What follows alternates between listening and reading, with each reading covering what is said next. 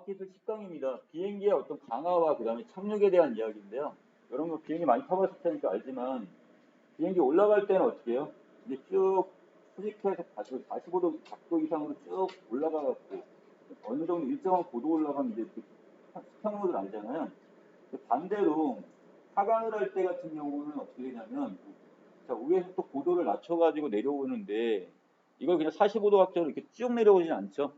자, 이것이 어떻게 되냐면 여기 그림에 보듯이 지금 이런 45도가 아니라 그것보다 약간 이렇게 완만하게 지금 외려 고도가 45도 더 아래로 쭉 내려왔다가 이 활공각 주변 부분에서 이렇게 느슨하게 가는 형태로 지금 이것이 착륙을 하게 됩니다. 지금 바로 이걸 지금 보여주는 건데 자, 여기서 왜 이것이 지금 이 그림에 보이다시피 그 위에 있는 이 비행기가 있는 여기 있는 이렇게 이 각도로 해갖고 그냥 쭉 안 내려오고 이걸 노란선 형태로 해갖고 이것이 이렇게 지금 착륙을 하느냐 이렇게 되면 어떻게 전체적으로 충격을 많이 완화시켜 줄 수도 있겠죠.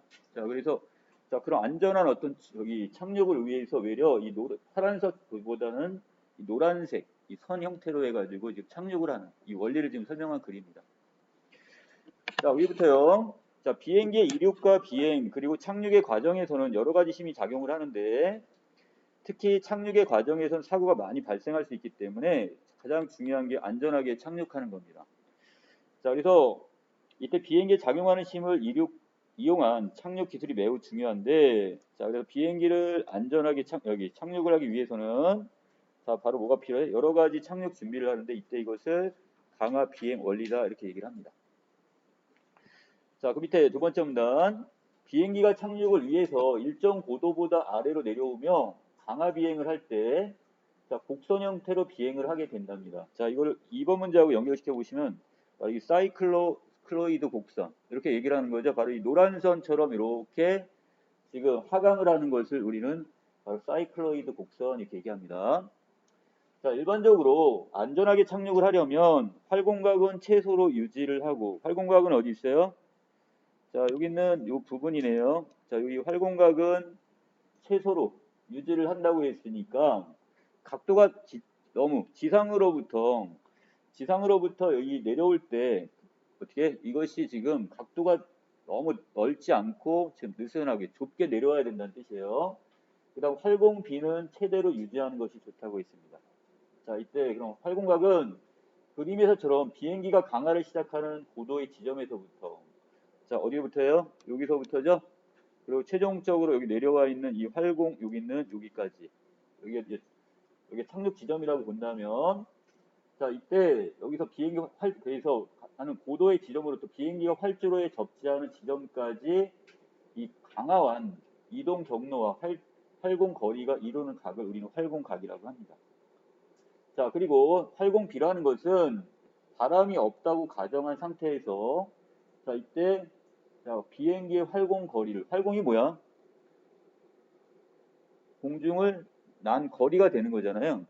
자, 이 활공 거리를 비행기가 이동하는 동안 강한 고도차로 나눈 값을 자, 의미한다 이렇게 있습니다. 자, 여기서 활공 거리는 지금 어느 쪽이 되는 거고요. 저 아래에 있는 부분이 활공 거리가 되고 이것을 모두 나눈대요. 자, 여기 있는 이 지점에서부터 고도부터 여기까지 이 차이 있죠?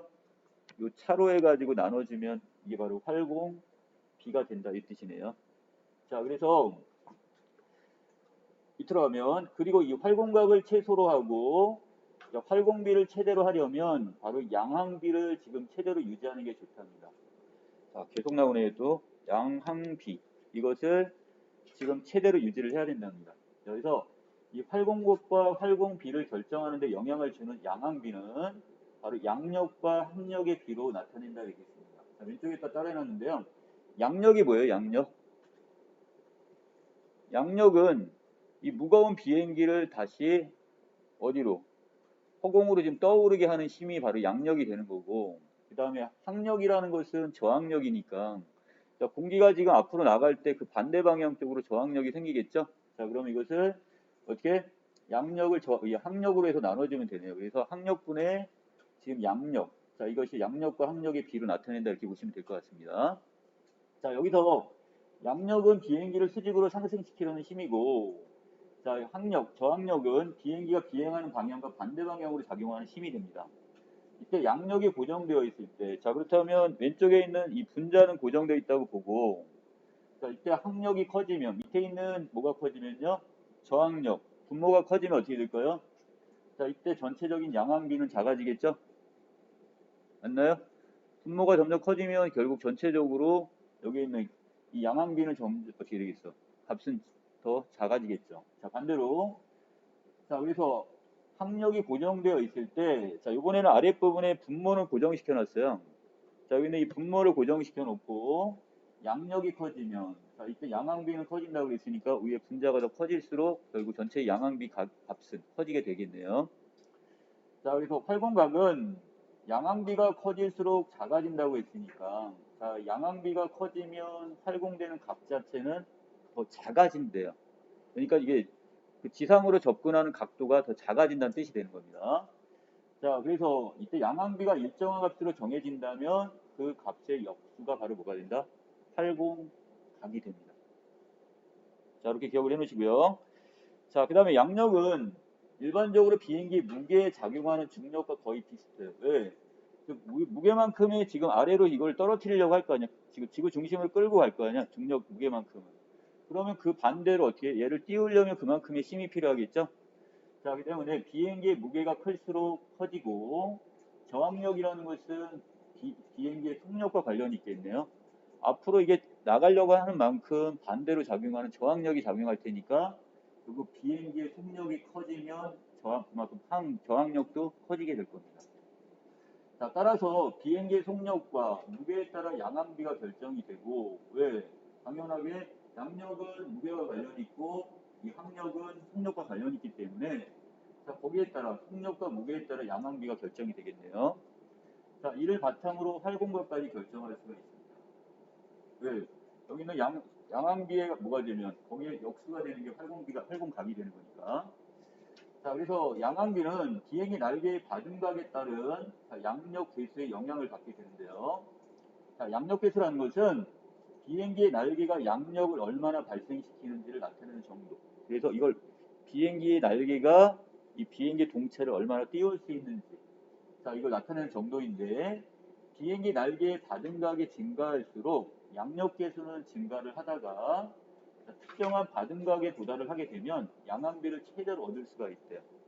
그러니까 여기 있는 이 비행기 착륙을 할 때 비행기의 날개를 약간 이렇게 앞뒤로 정리하겠죠. 상하 좌우로 해가지고 이 녀석을 좀 이렇게 조정을 할 거야. 그렇게 함으로써 양항비를 최대로 함으로써 어떻게 쉬운 그 무거운 게 빠른 속도로 내려오는 것을 이렇게 어떻게 이 비행기가 이렇게 살짝 잡아주는 거죠. 예를 들어 새가 떨어질 때 갑자기 어떻게 비둘기가 뭐 먹이를 먹을 때 와서 팍 꽂히지 않죠. 오다가 어느 순간인가 날개를 탁 날개짓을 하거나 해가지고 얘가 잠시 그 땅에 지상에 떨어지기 전에 내려오기 전에 살짝 이렇게 어떻게 돼요? 속도가 좀 줄어든단 말이에요. 그럼 바로 그런 원리라고 생각하시면 될 것 같아요. 자, 그 다음에 이후에는 자, 이것이 받음각이 어느 정도 특정한 받음각에 도달한 양항비가 최대가 되었다가 이후에는 양력 계수가 급격하게 감소하게 됩니다. 그래서 양항비 값이 갑자기 뚝 떨어져 버려요, 지금. 이 각도가. 이 양항비를 바탕으로 활공각을 낮추어서 이 강하 비행을 시작하면, 자, 아래로 이제 조금씩 내려오는 거죠. 자, 이런 비행을 시작하면서 본격적인 착륙이 시작이 됩니다. 자, 그 다음 일반적으로 비행기의 착륙 과정은 크게 4단계 정도로 구분하는데요. 접근부터 플레어, 접지, 지상 활주 단계로 이루어지게 될 겁니다. 자, 이 중에 접근 단계는 자, 비행기가 직선 비행 경로를 유지하며 직선 강하 비행을 하는 구간을 우리는 접근 단계로 봅니다. 자, 그래서 이때는 뭐 하겠어요? 처음에 이제 계속 날아오다가 이제 어느 정도 이 구간에 들어오게 되면 이것도 어느 정도 이제 수평을 유지를 해야 되겠죠. 그리고 한쪽으로 동체가 기울어 있으면 안 되고 어느 정도 이걸 유지를 하고 이제 어느 정도 직선으로 들어오기 위한 준비를 하게 될 거예요. 자, 접근 단계는 안전한 비행 상태를 유지할 수 있는 최소의 고도를 의미하는 장애물 고도에서 시작을 하게 됩니다. 자, 그래서 이 그림에 보시면 여기 안 나와 있지만 여기 문제에 나와 있나요? 이 특정한 어떤 일정한 고도 이상 거기서부터 안전한 각도로 이렇게 들어오게 돼 있어요, 지금. 이걸 우리는 여기서 얘기하는 장애물 고도라고 하는데, 자, 활공각이 지면과 한 약 3도 정도, 이 정도의 각도로 진입하는 것이 가장 이상적이라고 봤습니다. 자, 이때부터 작동되지 않은 클린 상태에 있던 착륙 장치들이 사용되기 시작할 겁니다. 자, 그래서 어떤 거? 자, 그 이전까지는 비행기 같은 경우, 바퀴 같은 경우 우리가 지금 운행을 할 때는 어떻게 해요? 바퀴는 안쪽으로 동체 안으로 들어가 있죠? 그것도 저항력을 줄 테니까. 자, 그리고 또 날개 같은 경우도 가급적 여태까지는 빠르게 날아가면서 가야 되기 때문에 일정한 동체의 어떤 날개를 유지를 했겠지만 이제 이것을 어떻게 해요? 거꾸로 속력을 줄여주면서 양력을 어느 정도 이게 동체가 갑자기 추락하지 않도록 어느 정도 띄우는 어떤 힘을 받아야 되기 때문에 날개도 이렇게 이제 조정을 하게 됩니다. 지금. 자, 바로 그것들이 이제 착륙 장치라고 보시면 되는데, 자, 이때 자, 비행기 날개의 면적과 받음감을 크게 해서 양력을 높이는 착륙 장치인 바로 이 플랩이라는 걸 사용합니다. 이거는 그 날개의 그 뒤쪽 면에 있는 게 바로 이게 플랩이 되는데요. 여러분들 그 비행기 그 날개 보시면 하나로 되어 있는 게 아니죠. 그 뒷부분이 약간 이렇게 좀 꺾일 수 있고 또 이렇게 뒤에 붙어 있습니다. 지금.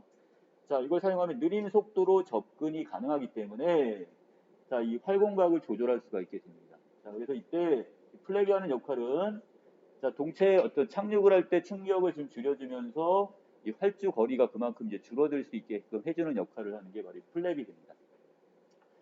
자, 그 다음에 접근 과정에서 활공각이 너무 작아버리면 조종사의 시야가 좁아져서 접지 지점을 정확히 판단할 수가 없어요, 지금. 자, 그래서 이게 이렇게 보면 어딘지 이게 너무 또 높아도 안 되지만 너무 낮아버리면 이게 어디가 목표 지점이고 우리가 어떻게 착륙을 하고 어디에 떨어져야 되는지 이걸 지금 못 잡아낸단 말이야. 그리고 속력이 줄어드는 과정에서 갑자기 양력이 급격하게 사라져서 갑자기 뚝 떨어지는 문제가 생길 수도 있어요. 또 비행기가 추락하지 않도록 양력을 높게 유지해야 되고, 자, 반대로 요번에 활공각이 너무 커버려요. 들어오는 그 진입 지점의 각도가 너무 커버려면 자, 접지하는 지점을 벗어날 수도 있고요. 자, 그리고 착륙의 이상적인 활공각을 만들기 위해 그래서 강화하는 과정에서 자, 시간당 고도의 감소율이 예상보다 높아져서 활공각이 한 3도보다 작아질 가능성이 있습니다. 그래서 너무 갑자기 이렇게 각도를 너무 크게 활공각을 높게 해버리면 고도가 빠르게 줄어들기 때문에 왜? 위에서부터 각도가 높게 해서 뚝뚝뚝뚝 지금 밑으로 떨어지는 상황이기 때문에 고도가 빠르게 줄기 때문에 활공각이 3도보다 작아질 가능성이 크다는 거. 자, 두 번째 단계입니다. 자, 플레어 단계인데요. 착륙 접근의 최종 단계부터 시작해서 이 활주로면과 평행한 비행 자세를 갖기 위한 곡선 경로 구간, 이게 바로 플레어 단계가 됩니다. 장애물 고도에서 시작한 직선 강화 구간과 그 다음에 플레어 구간이 곡선 강화 구간을 합해서 우리는 이것을 공중 착륙 거리다 이렇게 합니다. 자, 그래서 이것이 쭉 어느 정도 직선으로 들어오다가 어느 순간인가 이렇게 아까처럼 이렇게 노란 선처럼 이렇게 지금 곡선의 형태를 띈다고 그랬었죠? 바로 그 부분인데, 자, 이때 자, 비행기가 플레어 단계에 진입하게 되면 조종사는 조종관을 당깁니다. 그래서 비행기 앞부분을 살짝 들어서 지면과 비행기 바닥과의 각도를 한 1에서 3도 정도를 유지해서 활주로에 접근합니다. 자, 아까는 비행기가 지금 어떻게 거꾸로 이렇게 앞에 부분이 이렇게 숙여져서 들어왔을 거예요. 자, 그런데 이 구간이 되면 반대로 어떻게 왼쪽에 보다시피 자, 각도는 이게 3도 이상 넘어요 지금 편의상 해놨는데 비행기의 지금 앞부분이 어떻게 되는 쪽으로 이렇게 위쪽으로 올라가는 쪽으로 이렇게 거꾸로 지상에서부터 이제 이렇게 올라가는데 이때 이 각도가 한 1에서 3도 정도 이 정도를 유지한다 이런 뜻입니다. 자, 그리고 그런데 이때 접지 직전에 조종관을 당기는 안 돼요. 자, 그래서 그 이전에 어느 정도 이렇게 당겨놨다가 그 다음에 조종관을 놔야지 이걸 끝까지 당겨버리면 안 된대요. 왜? 왜냐면 이 접지 직전에 조종관을 당겨버리면 수평 꼬리 날개에 발생하는 추가적 힘으로 인해서 비행기 앞쪽이 갑자기 더 갑자기 뚝 이렇게 거꾸로 이렇게 툭 쳐박히는 것이 돼버린 거죠. 그러니까 착륙 진입 경로가 더 낮은 고도에서 진입하여 비행기가 정확한 위치에 접지하기가 어렵다는 것. 자, 이때도 양력을 높게 유지하는 것이 필요하기 때문에 또 하나의 그 양력을 높이는 착륙 장치가 바로 이 슬랫입니다. 이거는 어느 부분에 비행기 날개 앞쪽 부분에 있어요 지금. 뒤쪽은 플랫, 그 다음에 앞쪽에 있는 이 슬랫 이것을 이용해서 이걸 어느 정도 양력을 조정을 하게 되는 거죠. 자, 그 다음에 이 플레이어 단계에서 접지 위치를 예측을 하고, 접지가 뭐야? 이제 땅에 이제 딱 접지하는 거지. 근데 딱 거기 바퀴나 이것이 이제 딱 도달하는 그 지점이네요. 접지를 하게 되는데, 접지할 때는 비행기 앞부분과 활주로의 각도를 4에서 6도로 변환을 합니다. 그러면, 자, 아까의 경우보다 어떻게 됐어요? 각도가 이렇게 내려오면서, 자, 이 각도가 더, 비행기가 조금 더 위로 더 올라갔죠, 지금. 상체 부분이. 그래서 4에서 6도 정도까지 유지를 하게 됩니다. 이 접지를 할 때는 비행기 앞부분과 활주로에 여기 4, 6도 했는데 이 뒷바퀴가 활주로에 접지를 하면 자, 앞바퀴가 활주로에 부드럽게 접지하게 되는데 이 과정을 너무 빠르게 진행하면 앞바퀴가 감당할 수 있는 최대 하중, 이 무게를 견뎌야 되는데 이 바퀴가 너무 앞으로 너무 한쪽으로 쏠려버리겠죠, 무게가. 그리고 비행기가 구조적인 손상을 입을 수가 있습니다. 따라서 조종사는 뒷바퀴를 접지하기 전부터 앞바퀴가 활주로에 부드럽게 접지할 수 있도록 잘 제어를 해야 되고요. 통제해야 되고, 그리고 뒷바퀴가 접지되는 순간 제동장치가 작동해서 빠르게 감속을 하면서 착륙거리를 줄여줘야 되겠죠. 만약에 여기서 이걸 지금 뒷바퀴가 딱 접지했으면 이때부터는 거꾸로 이제 쉽게 가면 이제 자동차에 브레이크를 걸듯이 이걸 이제 어떻게 하면 속력을 줄여줘야 됩니다. 아니면 얘가 무한정 앞으로 계속 바퀴는 붙어 있는 상태에도 어떻게 하겠어? 활주로를 타고 계속 앞으로 가겠죠.